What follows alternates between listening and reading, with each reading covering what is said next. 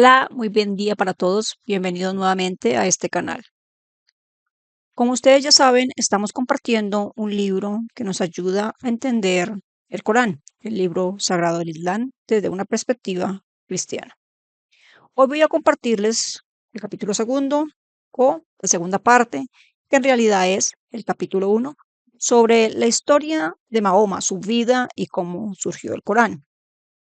Él tuvo una infancia trágica, ya que los primeros años de vida de él en la península arábiga son una historia de tragedia y lucha. Él nació alrededor del año 570 después de Cristo. Su padre Abdullah murió antes de que él naciera. Alá era parte del nombre de su padre porque ese era el nombre de la deidad principal de su clan. Amina, su madre, siguió una antigua costumbre de entregar el niño a una mujer beduina para que lo amamantara durante un periodo de tiempo determinado. Cuando tenía 6 años, su madre murió. Ser huérfano en la Meca de ese tiempo, del siglo VI, era una situación bastante triste. Su tío Abu Talib, que era el jefe del empobrecido clan al que pertenecía a Mahoma, el clan Hashin de la tribu Qurayshi, se hizo cargo del niño. Él creció en medio de conflictos entre individuos y tribus en el siglo VI. Una de las formas que él tenía para alcanzar una buena posición y obtener riqueza y poder era casándose bien. Él lo logró al casarse con una mujer de negocios de 40 años que se llamaba Hadilla. Ella decidió casarse con él, que tenía 25 años. Él demostraba que era responsable, actuando como un agente de una caravana hacia Siria, caravana que pertenecía a su esposa. Ella ya había estado casada 2 veces. Hasta su muerte, Hadilla fue la única esposa de Mahoma. Ellos tuvieron 4 hijas, pero sus 2 hijos murieron en la infancia. A pesar de su influyente esposa, porque ella era rica, muy reconocida en la ciudad, Mahoma luchó por ganarse el respeto de los comerciantes de la Meca, quienes lo excluían de todos los círculos íntimos, por su origen posiblemente. Es posible que esto que le pasaba en su vida normal fue uno de los factores que lo llevara a una búsqueda espiritual. En su búsqueda espiritual, Mahoma encontró que la vida religiosa árabe era más problemática que útil. Los cristianos de los imperios romano y bizantino dominaban gran parte del mundo y habían ganado adeptos incluso dentro de Arabia, al punto que el primo de Jadilla, Waraka, se ha convertido al cristianismo. También habían tribus ricas de judíos en la península, pero la principal religión del país y la que seguía la tribu de Mahoma era la adoración a los ídolos. La Meca era un centro de la religión politeísta a la que Mahoma pertenecía. Esos paganos rezaban mirando hacia la Meca, viajaban a la Meca para peregrinaciones anuales. Allí entraban a una plaza, un masjid, donde daban vueltas alrededor de un antiguo edificio de piedra que tendría unos 45 pies de altos, 33 pies de ancho y unos 50 pies de largo, que lo llamaban la Cava, que estaba lleno de ídolos. Una piedra negra podía verse en el exterior del edificio, en una piedra angular. La piedra o meteorito era besado en señal de veneración por los árabes paganos. A una milla de la cava se encontraba el Wadi Mina, donde los peregrinos arrojaban piedras a un pilar que representaba al diablo. Ellos creían en un mes lunar de ayuno y dar limosna a los pobres. Muchas de estas prácticas fueron incorporadas posteriormente al Islam. Cuando Mahoma tomó el control de la Meca, destruyó todos los ídolos que se encontraban en el interior de la cava, excepto la venerada piedra negra. Sin embargo, conservó gran parte de las prácticas paganas y hoy en día siguen siendo parte importante de los rituales islámicos. Eso facilitó hasta cierto punto la conversión al Islam en la gente de su época, ya que conservaron parte de sus costumbres. Sin embargo, muchos musulmanes de hoy tienen problemas en seguir esos rituales y al mismo tiempo seguir el ritmo de vida de una sociedad avanzada y tecnológica. La gran mayoría de los musulmanes también viven lejos de Arabia Saudita, a donde deben ir a peregrinar y los que le convierten en una gran carga financiera para ellos. Ahora, ¿cómo fue revelado el Corán? ¿Cómo llegó a ser el libro sagrado del Islam? La angustiosa situación de Mahoma culminó con algunas experiencias espirituales. Por motivos personales, él comenzó a meditar en algunas cuevas del desierto. Afirmó que durante una de esas ocasiones recibió la visita de un ser espiritual que le ordenó recitar ciertas frases. Más tarde él creyó que estaba poseído por un demonio y trató de suicidarse, pero luego afirmó que otra aparición de este ser espiritual lo rescató y le aseguró que era profeta. Según la historia musulmana, Mahoma comenzó a recibir mensajes, lo recitaba a sus seguidores, quienes lo escribían en cualquier objeto que tuviesen a la mano, como rocas o huesos. Estos mensajes le llegaban a Mahoma cuando él tenía unos episodios que parecían convulsiones. En medio de estos episodios, Mahoma hablaba como si Alá hablara en su lugar. Afirmaba que su guía espiritual, que luego identificó con Gabriel, canalizaba los mensajes a través de las revelaciones poéticas. El Corán deja claro que la mayoría de los cristianos y los judíos de esa época creían que ese comportamiento era locura o bien demoníaco. Al comienzo de la revelación los dichos eran breves, pero más adelante en su vida se volvieron más largos. Aunque el Corán tiene una cierta calidad poética que los musulmanes consideran milagrosamente hermosa, la mayoría de los contemporáneos de Mahoma creían que los versos no tenían nada de extraordinarios y que la península arábica ya era famosa por tener numerosos poetas y videntes místicos. Ese hecho está atestiguado en el propio Corán. Además del estilo de redacción, el contenido del mensaje resultaba ofensivo para los idólatras de la Meca. Mahoma recitaba versos que anunciaban que Alá era la única deidad y su mensaje condenaba la idolatría, de la que dependía la economía de la Meca. Como resultado, Mahoma consiguió muy pocos seguidores en los primeros años de su profecía. Incluso la tribu en la que él pertenecía se volvió contra él, algo inaudito en la época, ya que en esa época la lealtad del clan era la base de la cultura.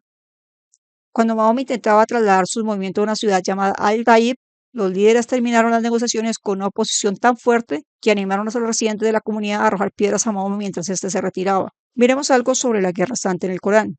Los mecanos estaban conspirando para acabar con la vida de Mahoma, por lo cual le fue esencial trasladarse a otro lugar. Las negociaciones con la ciudad de Medina fueron mucho menos, digamos, accidentadas que las que él llevó a cabo en la ciudad de Al-Taid. Medina era una ciudad agrícola donde obviamente también habían fricciones entre las tribus y algunos esperaron que con la llegada de los musulmanes la ciudad tuviera una sensación de paz y de tranquilidad. De hecho, cuando Mahoma llegó fue invitado a acudir como árbitro en algunas disputas. Justo antes de que los mecanos intentaran ejecutar el plan para matar a Mahoma, él y su pequeño grupo de seguidores huyeron a Medina, donde su comunidad comenzó a crecer gracias a varias razones que luego miraremos, y crecieron en influencia y en poder. El primer día del traslado fue el 1 de julio del 622 después de Cristo. Los musulmanes citan esa fecha como el primer día del calendario islámico. Poco después de la migración, la religión comenzó a tornarse violenta como medio para enfrentar a los enemigos. Mahoma entonces proclamó versos que permitían a los musulmanes luchar por el Islam. Comenzaron a atacar a los mecanos. Los musulmanes asaltaron caravanas en el nombre de Alá. Esas caravanas que proveían bienes desde Siria y otras regiones del mundo a los mecanos. Esto finalmente llegó a batallas formales entre las fuerzas de Mahoma y la gente que defendía a la ciudad de la Meca. La lucha se extendió para incluir a quienes apoyaban a la Meca, es decir, tribus aliadas de la Meca, y los musulmanes comenzaron con sus ataques a las caravanas a ganar riqueza en forma de botín. Dado que los musulmanes estaban teniendo éxito debido a sus campañas militares contra las caravanas, la fuerza militar unificó sus filas y aumentó el número de sus miembros o integrantes. La influencia de los musulmanes en las otras tribus de Medina aumentó a medida que sus enemigos comenzaron a temerles. Por ejemplo, en Medina habían 3 tribus judías. Las 3 rechazaron a Mahoma como profeta. Esto debió ser una gran decepción para él, ya que el Corán afirma ser una extensión de la Biblia. No hay evidencia en la historia islámica de que ellos emprendieran campañas militares contra los musulmanes o contra Mahoma. Sin embargo, Mahoma comenzó atacando las tribus una a una. Las 2 primeras tribus que atacó fueron los Bani Kainuga y los Bani Nadir. Ellos fueron obligados a exiliarse y las fuerzas islámicas tomaron control sobre sus posesiones y sus bienes en las tierras, compuestos de viviendas, ricos huertos, toda la tierra. La última tribu que quedó fueron los Bani Qurayza. La fuerza de Mahoma rodeó a la tribu en su fortaleza y el asedio fue un completo éxito. Cuando estos entregaron las armas, ellos recibieron una sentencia que para la época fue considerada severa, ya que los musulmanes ejecutaron entre 600 a 900 judíos, todos los varones, dejando a las mujeres y a los niños como esclavos para los musulmanes o bien fueron vendidos. Mahoma fue el encargado de repartir la riqueza. También tomó a una de las viudas, Rihana, cuyo marido había sido ejecutado. Él la tomó como una de sus concubinas. Los soldados de la Meca se enfrentaron a las fuerzas musulmanas en la batalla de Badr y en la batalla de Uhud. En la batalla de Uhud en el año 625, el propio Mahoma resultó herido en la cabeza tan gravemente que se oyó un grito equivocado de que estaba muerto. La batalla terminó en empate pero el hecho de que los musulmanes enfrentaran a los mecanos y sobrevivieran fue en cierta medida una especie de victoria para estos. Finalmente, las fuerzas islámicas o musulmanas se hicieron lo suficientemente fuertes como para que sometieran a la Meca a un tratado de paz, el tratado que se llama Al-Hudaybiyah, en marzo del 628 después de Cristo, que aseguraba la paz durante 10 años. El error que cometieron los mecanos al firmar este tratado era que permitir la libertad de atacar a las tribus vecinas que no estaban protegidas por la tregua. Mahoma también permitió que continuaran las incursiones sobre las caravanas que surtían de bienes a la Meca por parte de grupos que según él no tenían ninguna relación con sus fuerzas y que supuestamente estaban operando fuera del control de Mahoma. El tratado fue roto 2 años después de su ratificación. Hay muchas razones para explicar por qué se rompió, pero eso es historia. Lo cierto es que Mahoma afirmó que eran los mecanos que habían roto el tratado y sus fuerzas invadieron y conquistaron la Meca en enero del 630 después de Cristo. Tras la muerte de Mahoma, las victorias militares islámicas en el norte de África, Europa y Medio Oriente contribuyeron a la difusión de la religión, al igual que el comercio internacional con los países asiáticos llevó la religión a ciertas partes de Asia. El uso de la violencia por parte de los musulmanes contra los enemigos como parte del deber religioso o yihad, bien llamada Guerra Santa, sigue siendo una práctica generalizada en todo el mundo como autodefensa para aumentar el poder y la influencia del Islam. La cuestión que se plantea a los musulmanes es cómo y cuándo deben practicar yihad. Debido a todo esto, Mahoma tuvo mucho éxito, llegó a poseer una enorme riqueza y poder a los 60 años. Su ascenso generó prominencia en Medina y la victoria final de los musulmanes sobre la Meca le otorgaron el control dominio de una gran extensión. Él era reverenciado como la voz de Alá, controlaba el destino y la propiedad de quienes se oponían al Islam. A muchas comunidades judías y cristianas se les permitió cierta libertad de culto siempre y cuando pagaran impuestos a Mahoma y se sometieran a la tiranía islámica y dejaran de compartir su fe o evangelizar a otros. El respeto que se le tiene a él es tan grande que hasta el día de hoy las opiniones sobre la conducta, la vestimenta, los hábitos diarios, incluso el estilo de la barba, se considera ejemplo a seguir en todo el mundo.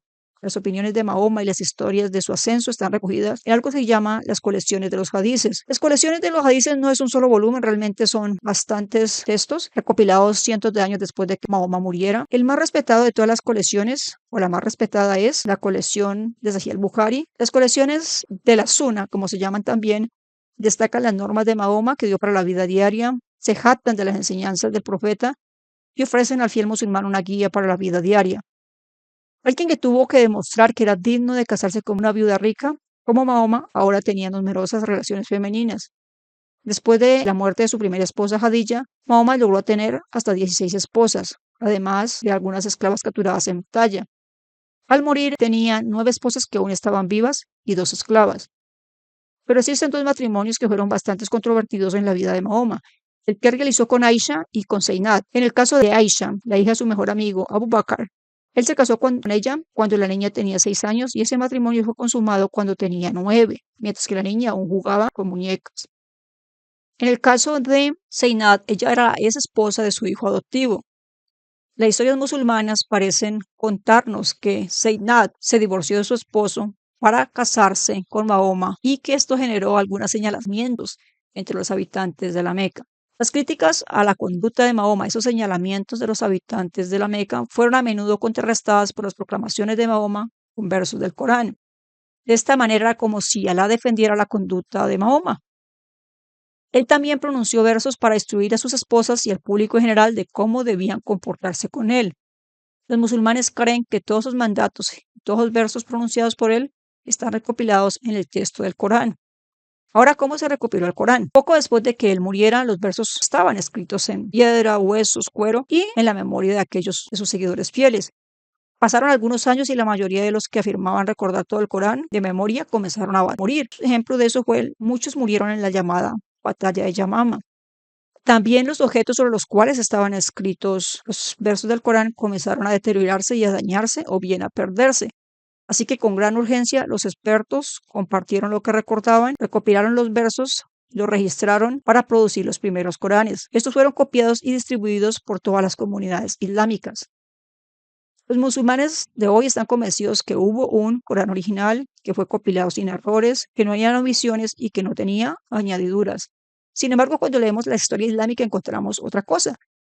Encontramos que surgieron entre 4 a 7 versiones diferentes del Corán. Incluso uno de los sucesores de Mahoma, el califa Uthman, quedó conmocionado con este hecho, con el hecho de que existieran varios Coranes, y designó un comité formado por 3 personas para que elaboraran una versión estandarizada del Corán.